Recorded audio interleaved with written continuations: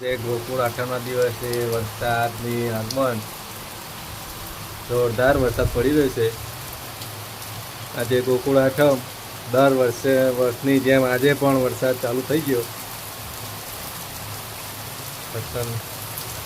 જોરદાર વરસાદ પડ્યો, અત્યારે હાલ જ ચાલુ થયો. આજે ગોકુળ આઠમ છે. ગોકુળ આઠમના દિવસે વરસાદનું જોરદાર આગમન. લગભગ 15 દિવસથી વરસાદ નહોતો આવતો. આજે વરસાદનું જોરદાર આગમન,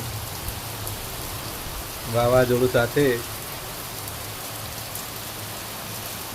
નિષેધ કે કોનડો જોવા જવું હોય અને કઈ રીતે જાય કોનડો જોવા?